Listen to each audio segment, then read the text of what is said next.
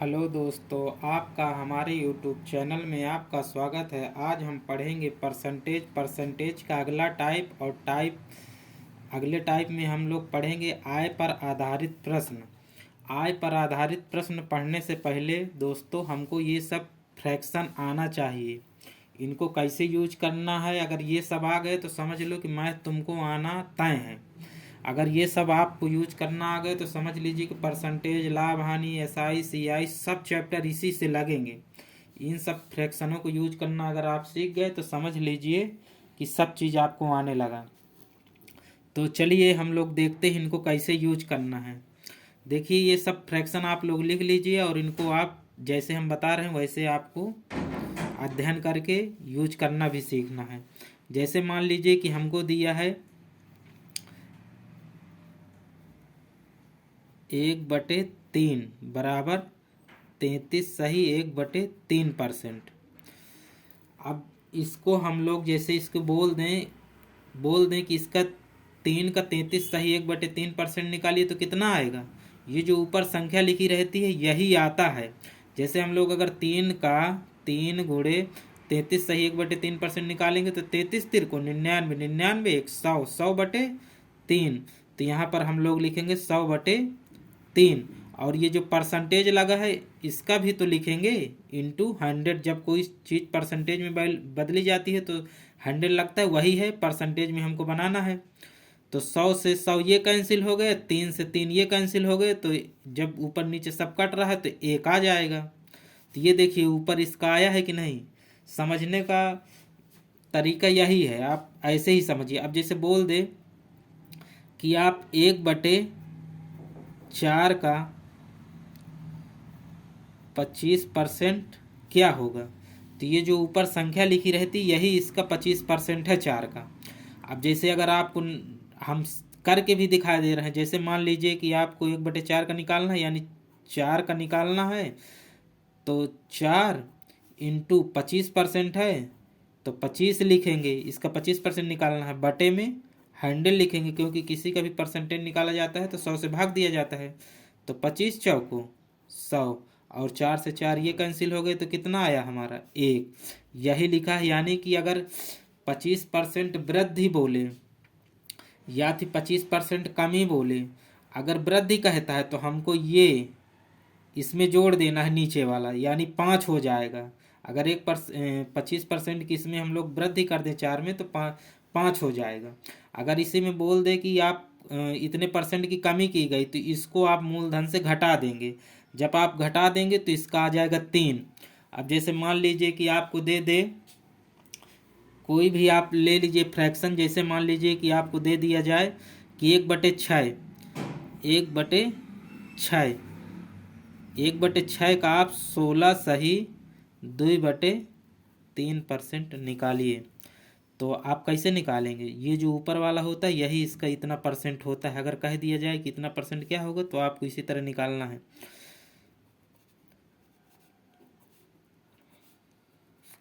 6 लिखेंगे, इसके बाद 16 48। भाई ये मिक्स फ्रैक्शन में लिखा है तो इसको सही रूप में लिखेंगे तो कितना आएगा, 16 48 2 50, यानी कि 50/3। और ये जो परसेंटेज यहाँ पर लगा है तो परसेंटेज का ये भी तो हम लोग लिखेंगे 100। परसेंटेज हटता है तो 100 आता है कि नहीं। तो इसको आप लिखिए तो 50 दूनी 100 और 2 तिहाई 6, यानी कि ये दोनों को मिला के 6 हो गया। तो इससे इससे ये दोनों से ये 6 कट जाएगा तो आपको कितना आएगा, 1 आएगा। यानी कि एक आ रहा। इन जो फ्रैक्शनों के ऊपर कोई भी संख्या लिखी है समझ लीजिए कि वो उसका उतना ही परसेंट है। अब जैसे हमको इसको किसी भी चीज, और ये जो नीचे की संख्या होती है ये क्रय मूल्य यानी सीपी या फिर मूल मान होता है, यानी मेन संख्या होती है। और इसके ऊपर जो लिखा रहता है वो इसका प्रतिशत परिवर्तन लिखा रहता है। अगर वृद्धि का है तो आप इसको सीधे जाके इसमें जोड़ दीजिए तो ये हो जाएगा 7। अगर 16 सही 2/3% की अगर बोल दे कि 6 रुपये में 16 सही 2/3% की वृद्धि करिए तो ये 6 इसमें जुड़ जाएगा, 7 हो जाएगा। अगर कह दे कि कमी कर दीजिए तो 6 में से 1 को घटा देंगे तो 5 हमारा आ जाएगा। समझ में आया। अब चलिए ठीक है, देखते हैं। अब जब आप इनको रोज करेंगे, रोज लिखेंगे, रोज सॉल्व करेंगे तो आपको खुद ही समझ में आ जाएगा। अब मान लीजिए कि हमको एक क्वेश्चन दे दिया जाए, इसी से रिलेटेड आय पर आधारित क्वेश्चन, इसी को कर रहे हैं हम लोग। क्वेश्चन नंबर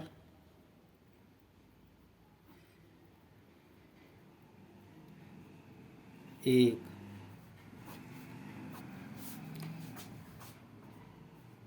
ए की आय बी की आय से 25% अधिक है, तो ज्ञात कीजिए कि बी की आय ए की आय से कितना प्रतिशत कम है। तो देखिए, अब इसको सॉल्व करना है तो हमने कहा था ना कि कोई भी दे दे 25% या फिर कुछ भी, तो सीधे आप इसकी फ्रैक्शन बनाइए। फ्रैक्शन कितनी होगी? देखो, फ्रैक्शन यदि आपको याद भी नहीं तो ये कोई अलग जगह से नहीं निकल के आया है। फ्रैक्शन का मतलब कि 25% को आप जब फ्रैक्शन में बदलेंगे तो ये परसेंटेज, 25% को जब आप फ्रैक्शन में बदलेंगे तो क्या बनेगा? 25/100, और 25 सिक्के 25, 25 चौको 100, यानी कि यही आपका आ गया 1/4। ये आपका 1/4 आया, यानी इसकी फ्रैक्शन 1/4 बनेगी। अब बोल रहा है, क्वेश्चन में क्या बोल रहा है? ए की आय बी की आय से 25% अधिक है, यानी कि इसमें आप समझ लीजिए कि ए की आय बी की आय से, यानी कि ये हो गया आपका बी हो गया, और ये आपका हो गया ए, यानी कि कह रहा है कि बी की आय से 25% अधिक है। तो हमने अभी ऊपर क्या समझा है कि जितना दिया रहता है ऊपर वाला वही उसका परसेंटेज वैल्यू है। तो जब इसका 25% अधिक बोल रहा है तो इसको इसमें हमें जोड़ना पड़ेगा कि नहीं? अभी बताए थे ना ऊपर यहाँ पर कि इसको इसमें जाके जोड़ देते हैं तो ये कितना बन जाएगा, यानी कि ए आपका हो जाएगा 5 और बी आपका रहेगा कितना? 4। यही हुआ ना भाई? इसको इसमें जोड़ दिया तो 5 हो गया और ये 4 है, वृद्धि हुई है ना। तो अब पूछ रहा है कि ज्ञात कीजिए कि बी की आय ए की आय से कितना परसेंट कम है। अब भाई बी की आय तो इससे कम ही हो गई है, से ये भाई 5 है और ये 4 है, तो कह रहा है बी की आय ए से कितना परसेंट कम है। तो अब इन दोनों को कंपेयर कर लीजिए, कितना कम है? 1 कम है, तो 1 कम है तो 1 लिख देंगे, 1 लिख देंगे। किससे? ए से। कह रहा है कि तो ज्ञात कीजिए कि बी की आय ए की आय से कितना परसेंट कम है। तो जो जिससे पूछा करता है कि किससे कितना कम है, तो उसी को कंपेयर में हम लोग लिखते हैं, यानी 5 से कितना कम है। अब प्रतिशत में पूछा है तो 100 से गुणा कर देंगे, तो जब इसको काटेंगे तो कितना आएगा? 20 आएगा। यही आपका 20% आपका आंसर हो गया। ऐसे ही सवाल करना है, इसमें कोई फार्मूला, कोई सूत्र नहीं लगाना है, बस इसी ऐसे ही करना है। अब मान लीजिए कि आपको अगला क्वेश्चन दे दिया जाए,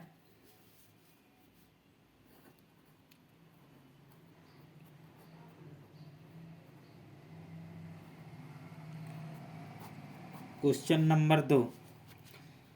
अब क्वेश्चन नंबर 2 में आपको कहा जाए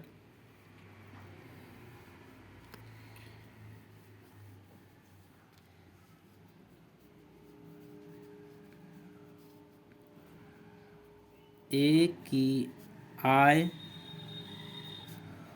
बी की आय से, ये अधिक था तो ये 25% कम है, तो ज्ञात कीजिए कि बी की आय ए की आय से कितना प्रतिशत अधिक है, कितना प्रतिशत अधिक है। तो आपको बस जैसे हमने बताया है वैसे ही आपको करना है। जैसे आपको बताए थे कि सीधे आपको कुछ नहीं करना, 25% की फ्रैक्शन आप लिखिए। 25% की फ्रैक्शन क्या होती है, हमने ऊपर लिखाया है ना 1/4, तो आप 1/4 लिखिए। और कह रहा है कमी, यानी ए की आय बी की आय से 25% कम है, तो इस बार जोड़ना नहीं है हमको, इस बार घटाना है।